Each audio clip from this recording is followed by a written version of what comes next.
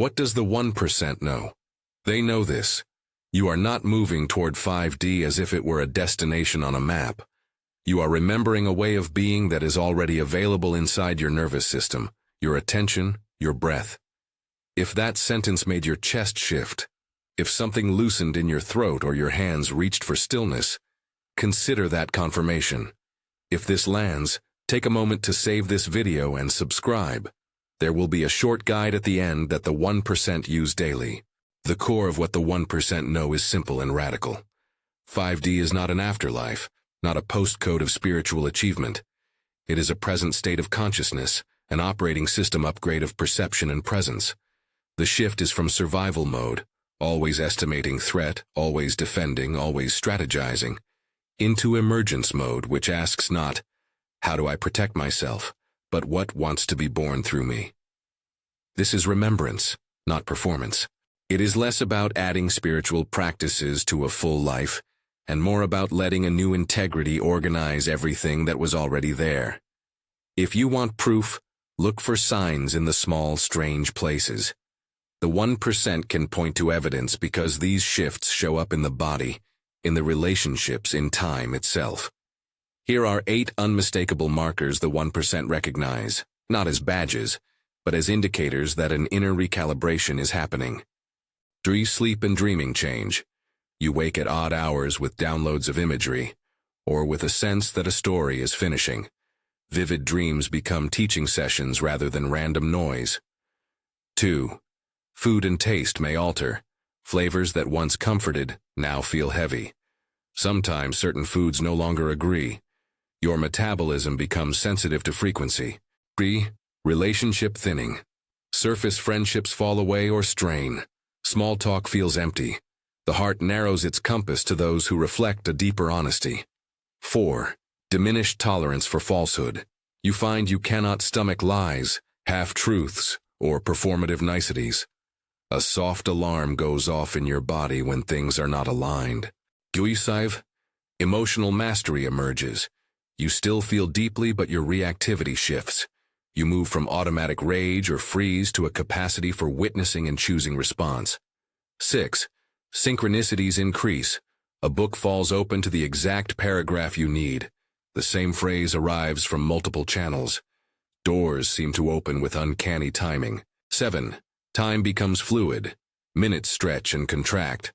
Tasks that once dragged now pass in a state of flow. You experience presence rather than a constant rush. 8. Somatic sensitivity and expanded compassion. Aches, tingles, heat in the crown, subtle pressure behind the eyes. Your body feels like a weather station of the field. At the same time, your compassion widens. Strangers' pain lands differently. If you recognized even a few of these, you are inside the phenomenon, not approaching it from the outside. These are not cosmetic changes. They are a frequency recalibration. Think of your nervous system as a software that has been streaming the old operating system for decades. An upgrade is messy. Files migrate imperfectly. Some programs resist. You feel sacred discomfort because the new code asks for different architecture. More stillness, more discernment, a different relationship with longing and loss. What does this mean practically? First, it means this is not a bypass or a spiritual bypass in waiting. The 1% know that remembrance requires real healing, not just new vocabulary. You will still have messy days. Old patterns will test you. You will be tempted to wear awakening like a shield. The radical truth is that awakening amplifies whatever you carry. If there is unhealed grief, the field magnifies it so it can be seen and processed. Healing is part of initiation, not optional extras. Because this is initiation, the 1% steward their fields with precision. Here is what the 1% do. 7 practical ways they integrate the upgrade, each offered with a short example so you can sense how it looks in life. 1. They protect their inner atmosphere. This means being ruthless about inputs, limiting scrolling, curating conversations, refusing to gossip. Example, before you say yes to a social invitation, pause and feel whether the energy will refill you or drain you. Say no when it lowers your field. 2. They create stillness that is not performance.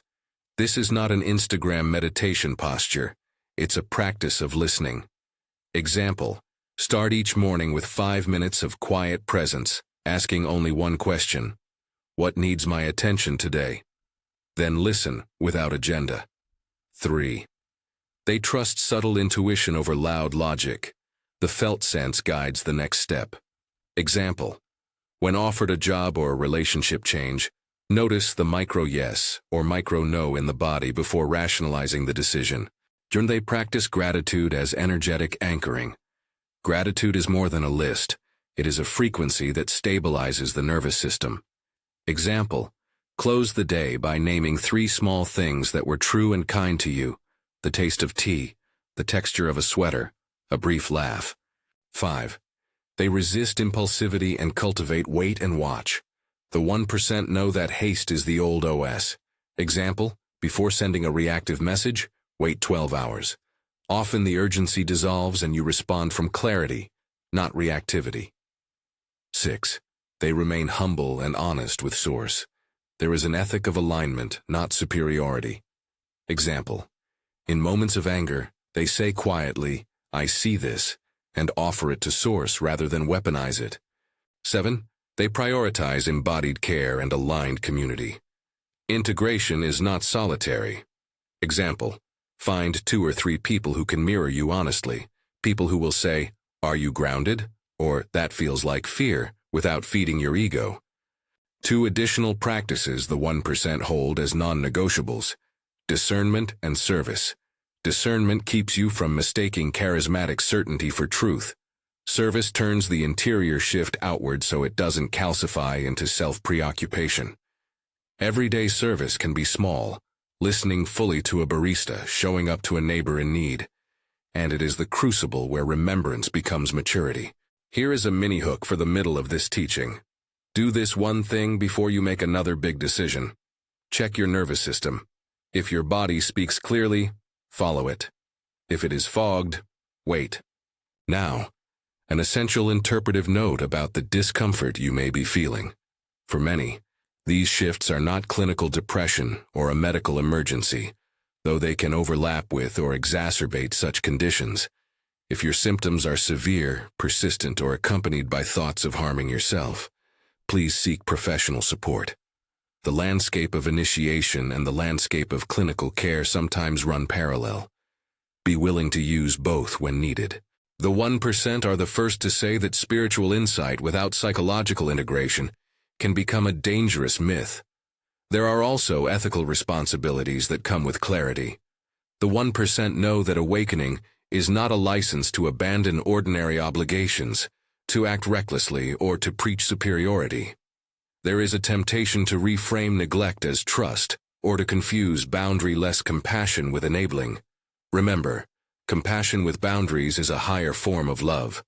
If you feel like withdrawing entirely from commitments, first check if this is grief being processed or avoidance disguised as spiritual depth. The collective consequence of individual calibration is larger than you think. Each person who stabilizes their field contributes to a planetary shift. This is not vanity. It is physics and theology braided together. Subtle fields interact. Coherent presence radiates. The 1% understand they're not safer. Life still brings storms, but they are clearer. Clarity creates effective action. Effective action creates ripples. Here is the activation invitation the 1% live by. Choose alignment over certainty. Choose response over reaction. This is not an event you hit once. It is a daily decision that accumulates into a new habit of being. The activation before 5D activation is a practice of returning to witness. Notice thought, name emotion, come back to breath, ask Source what is next. Act from the micro yes. If you want a small daily practice used by many in the 1%, try this 5-minute sequence as a signal of commitment. Begin with 2 minutes of breath awareness, counting slow inhales and exhales. Spend 1 minute scanning the body and naming one tight place with compassion. Offer 1 minute of gratitude for something ordinary.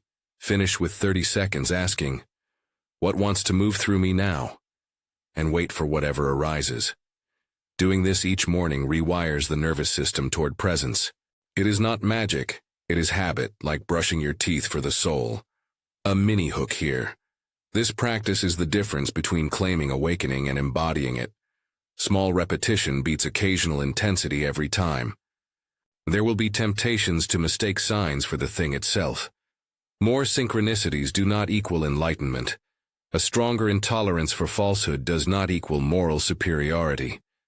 The 1% cultivate humility as a spiritual discipline.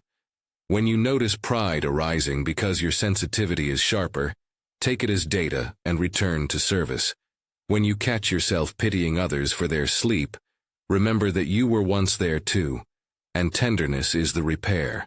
Practical scaffolding the 1% use for protection of their field includes daily sensory hygiene, limited news, quality music, nature walks, somatic practices, gentle yoga, grounding barefoot on grass, qigong, and containered listening, having one or two people who carry your intensity without making it about them. They also practice clear boundary language, concise, truthful, and calm. You can be kind and firm at once. A careful word about discernment. The 1% do not take every spiritual teaching as gospel. They test resonance.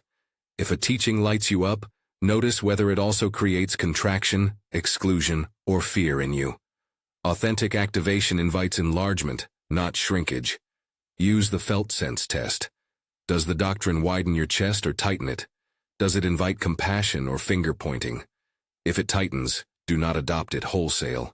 We must also acknowledge the somatic side of initiation. Many in the 1% report physical sensations, pressure in the head, heat moving through the spine, tears that show up unexpectedly. These are not theatrical.